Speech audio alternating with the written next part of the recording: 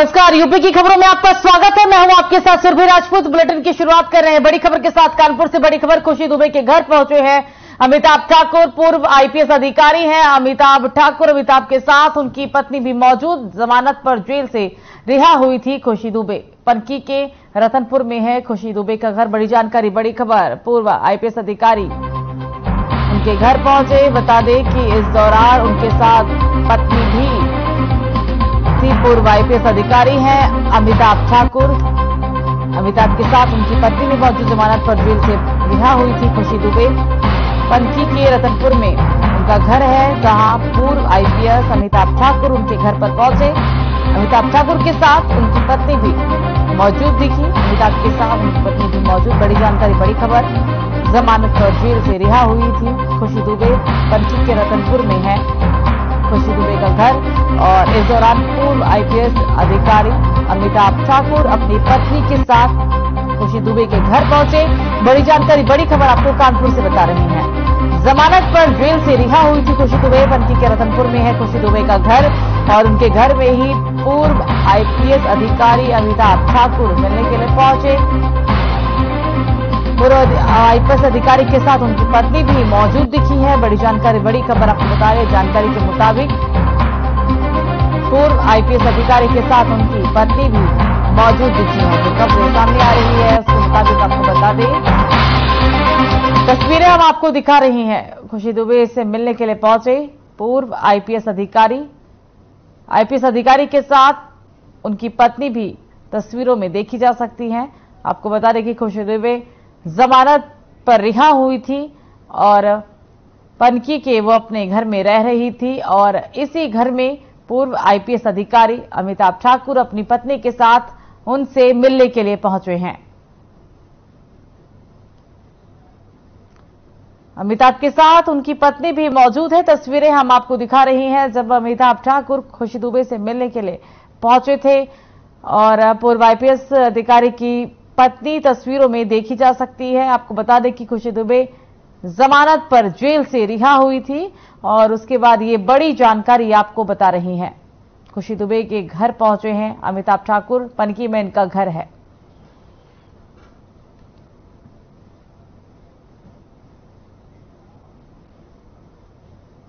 तो भारतीय जनता पार्टी के वरिष्ठ नेता, पूर्व केंद्रीय वित्त राज्य मंत्री और गोरखपुर से 5 बार विधायक रहे शिव प्रताप शुक्ला को हिमाचल प्रदेश का राज्यपाल बनाया गया है। आपको बता दें कि इस खबर के आने के बाद से ही बीजेपी कार्यकर्ताओं और शुक्ला के परिजनों में खुशी की लहर दौड़ गई है। साथ ही साथ बता दें कि राष्ट्रपति द्रौपदी मुर्मू ने रविवार को देश के 13 राज्यों के राज्यपालों की सूची जब जारी की तो उसमें शिव प्रताप शुक्ला का भी नाम था। शिव प्रताप शुक्ला प्रदेश की कल्याण सिंह, राजनाथ सिंह और राम प्रकाश गुप्ता सरकार में विभिन्न विभागों में मंत्री भी रहे हैं। विधि एवं न्याय, ग्रामीण विकास, शिक्षा, कारागार जैसे महत्वपूर्ण विभागों में कैबिनेट मंत्री का दायित्व उन्होंने बखूबी संभाला था।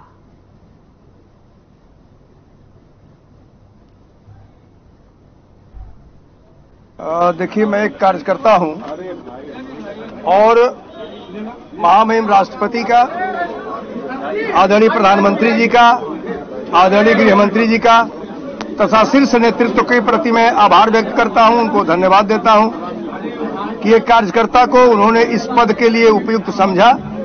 मैं उनके विश्वास के प्रति अपने को पूरी तौर पर सिद्ध करने का काम करूंगा।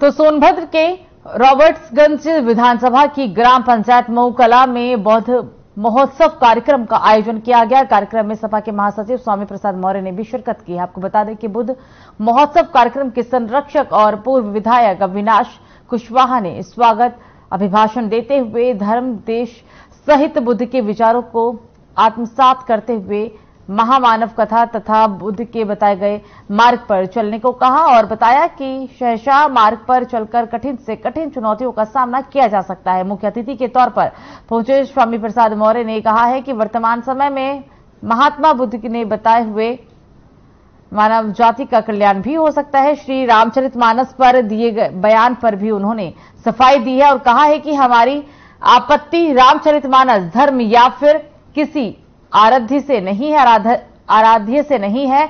कुछ लोग मुद्दे को दूसरी तरफ घुमाने की कोशिश कर रहे हैं। एक बार फिर मानस की चौपाइयों को संशोधित करने का प्रतिबंध लगाने की उन्होंने मांग की है।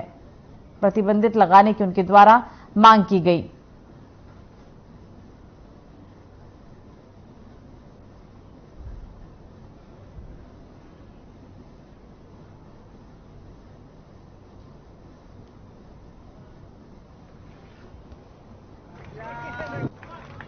चार लड़के थे,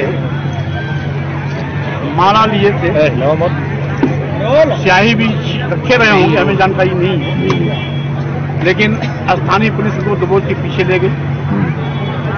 वो मेरे ऊपर फेंकना चाहते थे, लेकिन वो फेंकने की नौबत ही नहीं आई, पुलिस उनको घसीट ले गई। क्या लगता है आपको पुलिस सर कौन लोग थे? हमारे ऊपर पड़ा नहीं तो नहीं क्या।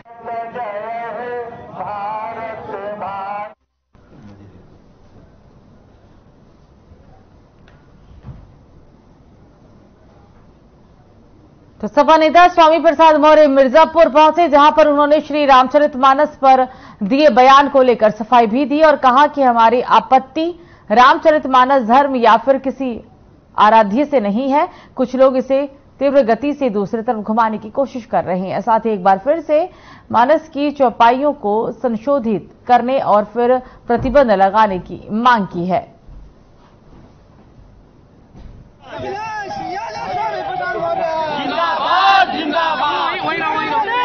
देखिए, मैं बहुत पहले स्पष्ट कर चुका हूं कि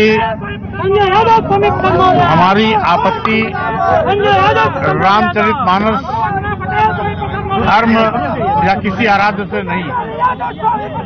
रामचरितमानस की कुछ चौपाइयों के माध्यम से इस देश की महिलाओं, आदिवासियों, दलितों और पिछड़ों को नीच, अधम, प्रताड़ित, अपमानित करने की बात की गई है, जो आपत्तिजनक है।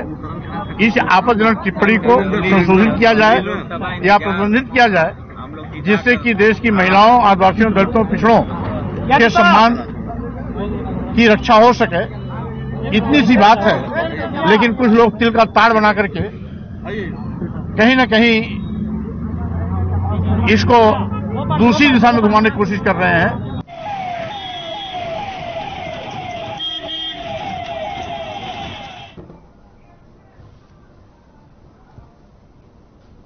तो बस्ती जिले के छावनी थाना अंतर्गत जमीनी विवाद में दूसरे पक्ष के कहने पर विक्रमजोत चौकी इंचार्ज इंद्रभूषण सिंह ने फूलडी के रहने वाले शत्रुघ्न यादव की पिटाई कर दी। बता दें कि पिटाई में पीड़ित की हालत काफी गंभीर हो गई है, जिसे पुलिस खुद लेकर सामुदायिक स्वास्थ्य केंद्र भी पहुंची। घायल की हालत को गंभीर देखते हुए डॉक्टर ने उसे फैजाबाद हॉस्पिटल के लिए रेफर कर दिया। बता दें कि वहीं पुलिस की 3rd डिग्री को लेकर लोगों में अब गुस्सा भी भर गया है। तो वहीं पुलिस पर भी अब मामले में रिश्वत लेकर कार्रवाई करने के आरोप लगाए जा रहे हैं।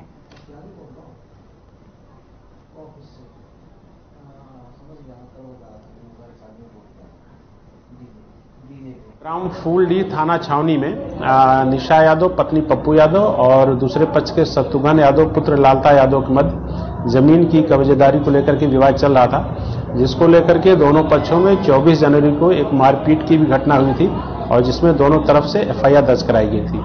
आज पुनः 12/2/23 को शत्रुघ्न यादव के पक्ष द्वारा उस जमीन पर मिट्टी पाटने का कार्य प्रारंभ किया गया, जिसको दूसरे पक्ष द्वारा मना किया गया। वो नहीं माने तो उसके द्वारा 112 की गाड़ी को भी डायल किया गया और हमारी 112 की PR भी मौके पे गई।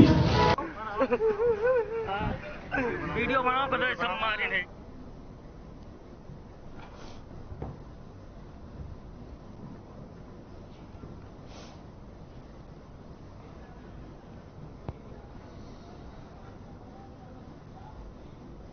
तो बांदा में पुलिस ने 36 घंटे के अंदर महिला की हत्या का खुलासा किया। महिला की गला घोंटकर हत्या करने वाले अभियुक्त को पुलिस ने गिरफ्तार कर मामले का खुलासा करते हुए जेल भेज दिया है। बता दें कि इस दौरान मामला जनपद बांदा के तिंदवारी थाना क्षेत्र के बछेउरा के से सामने आया, जहां पर 2 दिन पहले एक महिला का शव उसके घर से 500 मीटर दूरी पर मटर के खेत में मिला था, जिसके बाद परिजनों ने महिला की हत्या कर शव को फेंके जाने की आशंका भी जताई थी। घटना की सूचना के बाद मौके पर पहुंची पुलिस ने पूरे मामले की जांच पड़ताल में भी जुट गई थी। पुलिस ने महिला की हत्या के संबंध में कई टीमों को लगाया था और जिसके बाद महिला की हत्या करने वाले एक अभियुक्त को पुलिस ने गिरफ्तार किया। पूछताछ के बाद गिरफ्तार अभियुक्त ने बताया कि महिला ने गिरफ्तार अभियुक्त से 5,000 रुपए की लगातार मांग भी की जा रही थी। पैसे न मिलने पर महिला ने फर्जी मुकदमे में फंसाने को आए दिन धमकी भी दिया करती थी, जिसके बाद अभियुक्त ने गुस्से में आकर महिला की गला घोंटकर हत्या कर दी।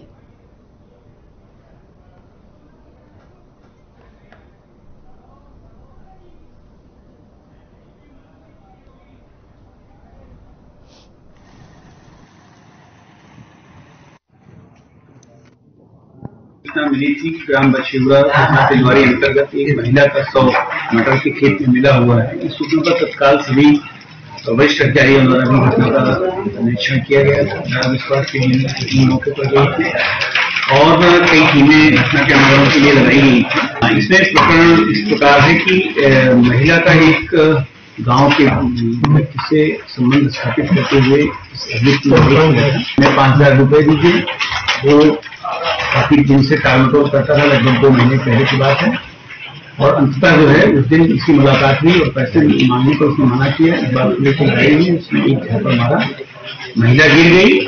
उसके बाद जो है उसको गुस्से में उसने गला घोटा।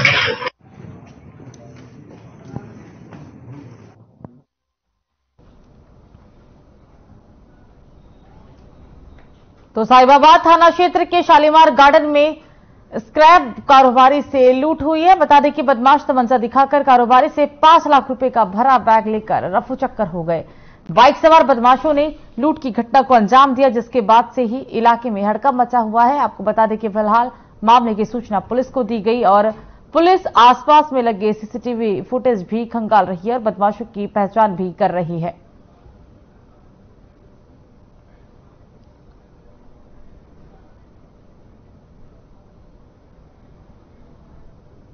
तो दिन दहाड़े लूट के बाद से ही पूरे इलाके में हड़कंप मच गया है। गाजियाबाद से ये पूरी खबर आपको बता रहे हैं। हालांकि इस घटना की सूचना के बाद पुलिस मौके पर पहुंची और पुलिस सीसीटीवी फुटेज के आधार पर अब बदमाशों की तलाश में भी जुट गई है। तस्वीरें हम आपको दिखा रहे हैं उस इलाके की जहां दिन दहाड़े एक युवक को लूट लिया गया। मामले की जांच पड़ताल में पुलिस जुट गई है। जिले में किस कदर बदमाशों को बेखौफ है वो इस घटना से पता चलता है। बेखौफ बदमाश किस तरीके से दिन दहाड़े लूट की घटना को अंजाम दे देते हैं, ये पूरा मामला गाजियाबाद से आपको बता रहे हैं। फिलहाल पुलिस सीसीटीवी फुटेज खंगाल रही है और बदमाशों की पहचान में भी जुट गई है।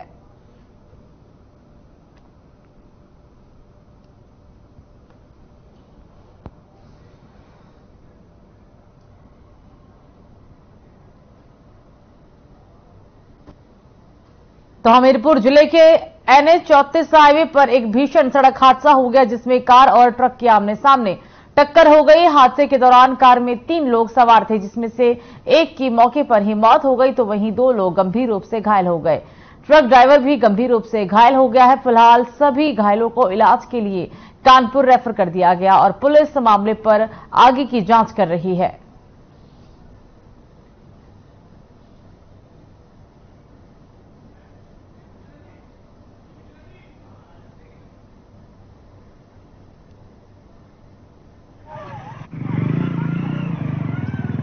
एक मामला आया अभी जो है कुछेच्छा के पास एक्सीडेंट बताया गया है कार और ट्रक का, जिसमें 3 लोग घायल होकर आए हैं। एक को मृत बताया जा रहा है, वहीं पे 2 घायल है। एक का नाम प्रशांत है, 22 वर्षीय युवक है, और एक जितेंद्र नाम का व्यक्ति है, 29 वर्ष। 2 व्यक्ति गंभीर रूप से घायल थे, जिनको प्राथमिक उपचार के बाद कानपुर के लिए रेफर कर दिया गया है। एक मरीज यहीं पर है, अस्पताल में उसका इलाज चल रहा है। आज आई तो हम तुरंत आए हैं दौड़ के। इसके बाद जो है यहाँ पे एक्सीडेंट हो गया था। ये गाड़ी में 3 लोग सवार थे, जिसमें ड्राइवर को ऑन द स्पॉट मौत हो गई। इसके बाद 2 आदमी जो और थे, तो एक की हल्की चोट है और एक जो पीछे वाला था उसको भी बहुत ज्यादा चोट है। दुर्घटना का क्या कारण है? अब दुर्घटना का कारण यही है कि ट्रक जो है काफी स्पीड से था, नहीं कंट्रोल पे हो पाया।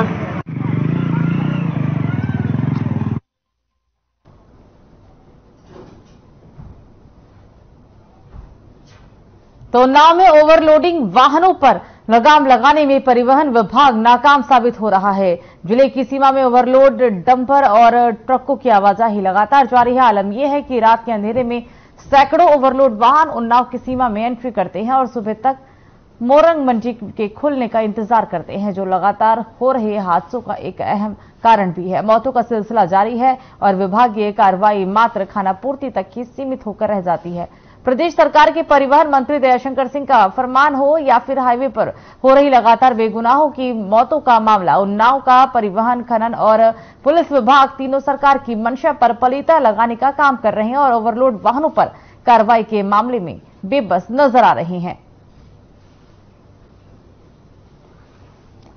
विभाग लगाम लगाने में नाकाम दिख रहा है। कार्रवाई के नाम पर सिर्फ खानापूर्ति की जा रही है। तस्वीरें हम आपको उन्नाव की दिखा रही हैं, जहां पर लगातार ओवरलोड ट्रक सीमा में प्रवेश करते हैं और क्योंकि ओवरलोडिंग की वजह से हादसे भी बढ़ रहे हैं और प्रशासन भी इन हादसों को रोकने के लिए ओवरलोड ट्रक की नो एंट्री की बात करता है। लेकिन तस्वीरें क्या है, आप देख सकते हैं कि किस तरीके से दिन के उजाले में ये ओवरलोड वाहन यहां पर प्रवेश करते हैं।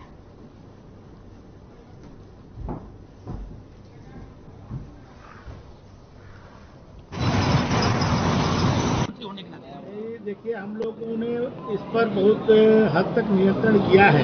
पहले भी आप लोग देखे होंगे कि किस तरह से ओवरलोडिंग होती थी और आज जो है आप देखे होंगे कि बहुत सारे उस पर नियंत्रण हो चुका है और जो थोड़ा बहुत बचा हुआ है उसके लिए भी हम लोग खनन विभाग, पुलिस विभाग और हमारे परिवहन विभाग ये तीनों मिलाकर के टास्क फोर्स बना रहे हैं कि हम लोग 0 पॉइंट से ही जहां से ये मैं अपने बालू और गिट्टी लेके आते हैं वहीं पर हम इनको रोक लेंगे और इनको आगे वहां से नहीं बढ़ने देंगे।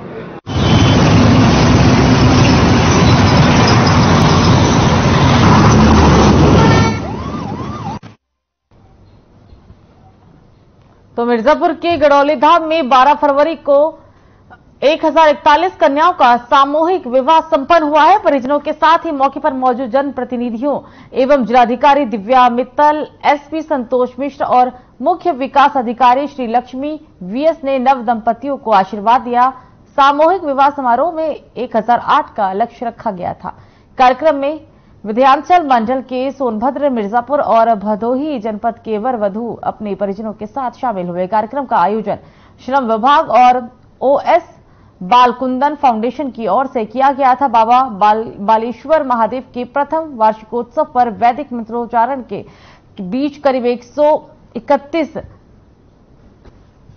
बता दें कि इस दौरान फाउंडेशन के संस्थापक और बीजेपी प्रदेश के सह प्रभारी सुनील ओझा ने कार्यक्रम की सफलता के लिए किए गए सभी के प्रयास को सराहा है। हो रहा है मुख्यमंत्री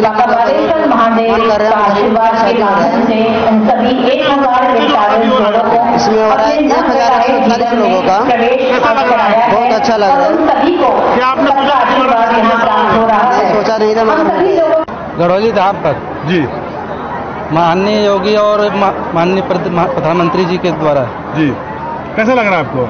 अच्छा है, हम लोगों का वैवाहिक जीवन अच्छा हो, बस ऐसा जीवन चाहिए। देखिए, श्रम विभाग की ओर से मंडलीय सामूहिक विवाह का आज यहाँ आयोजन हुआ है, जिसमें 1041 जोड़ों का विवाह यहाँ पे आज संपन्न हुआ है। तो इसी कार्यक्रम के लिए श्रम विभाग और सभी प्रशासनिक और पुलिस अधिकारियों को और गड़ौली धाम के जो लोग हैं जिन्होंने इस आयोजन में हमारे बहुत मदद करी, उन सभी को मैं शुभकामनाएं देती हूँ कि इतना अच्छा आयोजन आज मिर्जापुर के क्षेत्र में यहाँ हुआ है। मैम, यहाँ का रिकॉर्ड भी है क्या, इतना बड़ा सामूहिक कार्यक्रम हुआ सब? मेरी जानकारी में मिर्जापुर में और इस पूरे क्षेत्र में ही ये इस तरह का सामूहिक। तो नोएडा के सेक्टर 8 में पक्की झुग्गी में गैस सिलेंडर फटने से दर्दनाक हादसा हो गया और इस आग में 6 लोग झुलस गए हैं। आग लगने से घर के 2 बच्चों की झुलसने के कारण मौत हो गई और 4 लोग गंभीर रूप से घायल हो गए। इसके बाद लोगों की मदद से घायलों को दिल्ली सफदरजंग अस्पताल भेजा गया। वहीं शुरुआती जांच में आग लगने का कारण गैस सिलेंडर में लीकेज बताई जा रही है।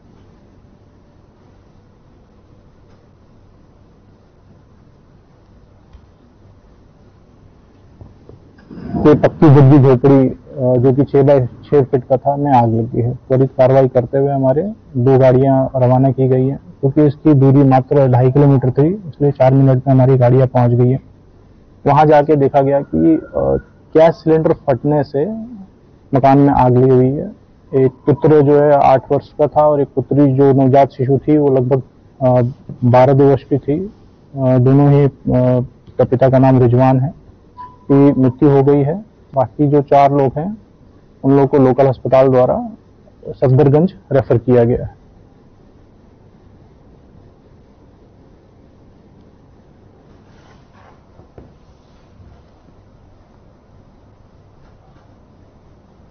तो मुख्यमंत्री योगी आदित्यनाथ ने अधिकारियों को सख्त निर्देश दिए हैं कि पीड़ितों की सुनवाई हो और कार्रवाई भी किया जाए। बता दें कि लेकिन बस्ती जिले में पीड़ित महिला की ना तो सुनवाई हो रही है और ना ही उसकी गुहार पर कोई कार्रवाई हो रही है। ताजा मामला आपको बता दें कि बस्ती जिले के कलवारी थाना के पडरी गांव की है, जहां पीड़ित महिला आशा देवी का पति लगभग 8 महीनों से गायब है।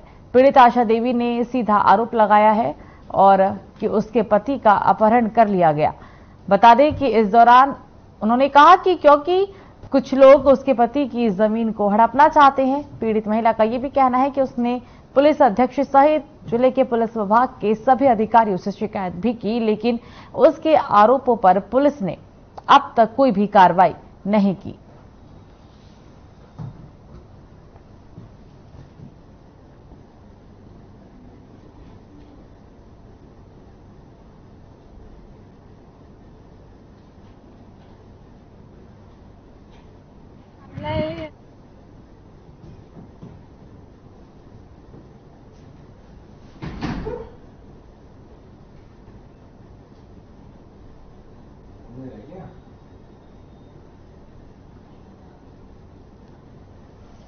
बाद में पैर सीधा कंठ निकला। कुसौरा में जमीन थी हमारा, वो बैनामा करेगा बस्ती में ला करके न्यायालय में FIR लगवा करके हमारा कुसौरा का जमीन एक गुड्डू पठान तो के रहने वाले हैं, उनके नाम बैनामा करवा दिए।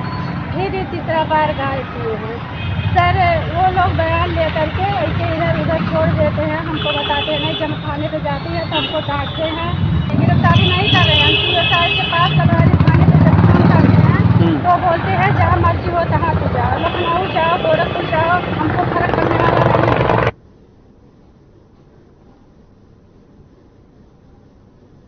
क्या मामला है? आप SP ऑफिस आई हैं? मामला यही है सर कि हमारे पति को 5-6 साल हो गया किडनैप करके।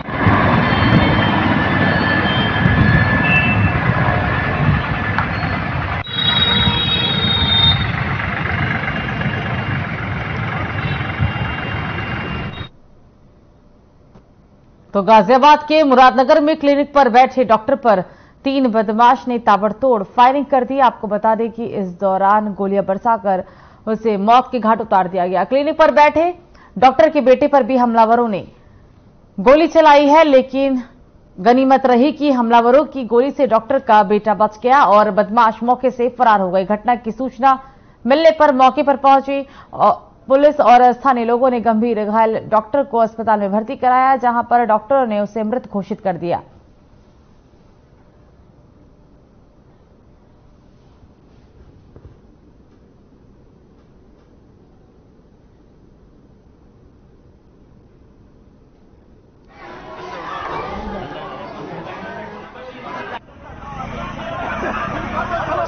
देखिए, ये थाना मुरादनगर के आज लगभग रात 11 बजे की घटना है, जिसमें जो मिस्टर शमशाद हैं, सन ऑफ मोहम्मद ताहिर, उम्र लगभग इनकी 40 वर्ष है, और ये राजवीर वाली गली में ये एक जो आयुर्वेदिक BAMS के प्रैक्टिशनर का बोर्ड है, उसी ऑफिस में ही ये भी बैठा करते थे। गोली लगने की सूचना जब थाने मुरादनगर पुलिस को मिली, मुरादनगर पुलिस यहाँ पे आई, मौके पे उनको फिर हॉस्पिटल इलाज के लिए भेजा गया। तो अभी जो सूचना आ रही है कि जो injury, he has succumb to his injuries और उनकी डेथ हो गई है।